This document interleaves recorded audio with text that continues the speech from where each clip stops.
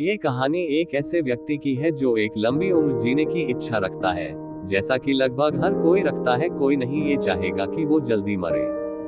दिल्ली में रहने वाले इस व्यक्ति का जीवन सामान्य ही था। घर से ऑफिस आना, फिर छुट्टी वाले दिन छोटे बड़े काम निपटाते रहना, परिवार के साथ समय बिताना।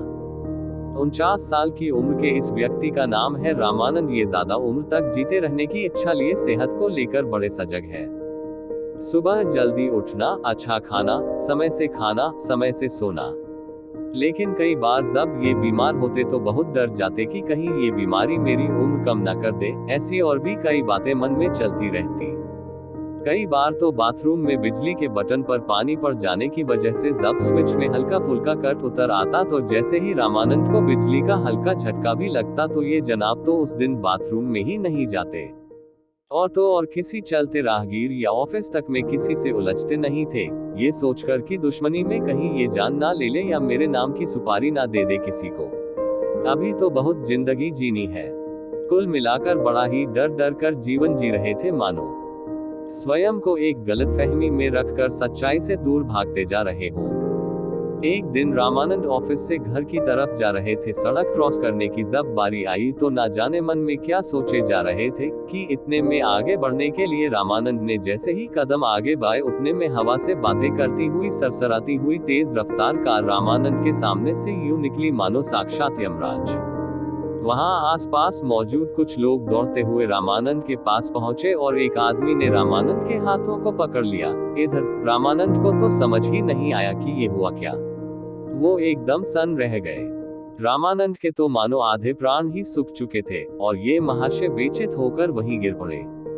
आसपास के लोगों की भीड़ ने उन्हें घेर लिया। उन्हें उठाकर एक सुरक्षित जगह पर ले जाया गया, पानी पिलाया, फिर उन्हें उनके घर पहुंचा दिया गया।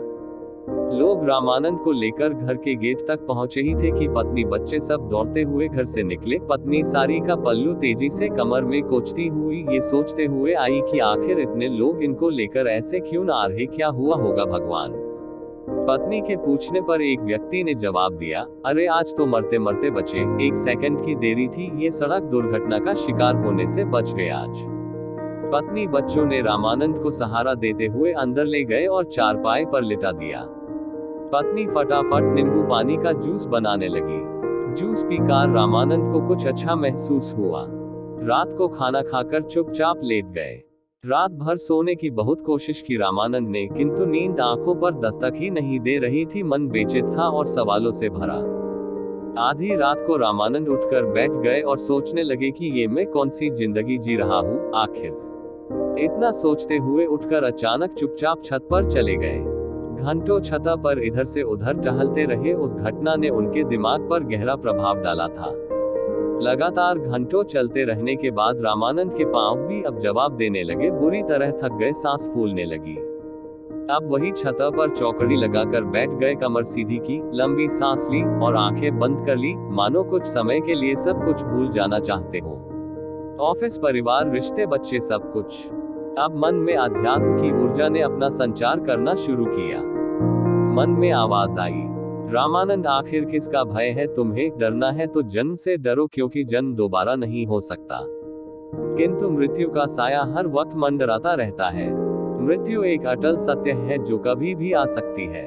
मृत्यु से दूर नहीं भागा जा सकता है। फिर भी मनुष्य अक्सर खुद को एक झूठ के साए में रखकर जीवन जी रहा है। एक ऐसा जीवन जिसमें उसे हर बड़ी घटना के वक्त मृत्यु का डर सताने लगता है।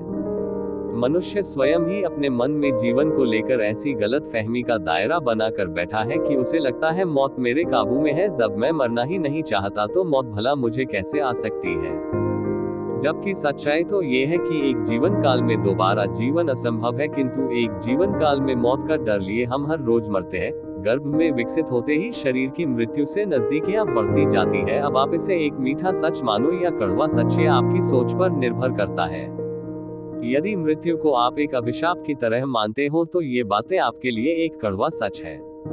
वहीं अगर आप ये समझ जाते हो कि हम असल में एक आत्मिक ऊर्जा है जो बस इस शरीर में कैद है, जिसकी कुछ सीमाएं हैं, किंतु आत्मा की सीमा नहीं, स्वयं में स्वच्छंद है, असीमित शक्तियों का भंडार है, कहीं भी आ जा सकती है। मनुष्य ये जानते हुए भी कि शरीर तो एक किराए के घर की तरह है जिसे एक दिन छोड़ना ही पड़ेगा, मगर खुद को इस सच्चाई से कोसों दूर रखकर मनुष्य वो सब कुछ करने लगता है जिससे उसे लगता है कि वो मृत्यु से अभी बहुत दूर है। आप ये समझ जाइए कि खून मांस हड्डियों से बना शरीर अमर नहीं होता। एक समय ऐसा आता है जब ये शरीर बूढ़ा जर्जर हो जाता है, नई कोशिकाएं, रक्त बनना एकदम बंद हो जाती है, कमर झुक जाती है, नजरें कमजोर हो जाती है, दांत नहीं रहते, सुनने की शक्ति खत्म हो जाती, याददाश्त खत्म होने लगती है, यहाँ तक कि चलने की शक्ति भी नहीं बचती। यानी शरीर किसी काम का नहीं रहता। ये किसी भी शरीर के जीवित रहने की अंतिम स्टेज होती है। इसके बाद तो शरीर को हर हाल में पंच महाभूतों में मिलना ही होता है।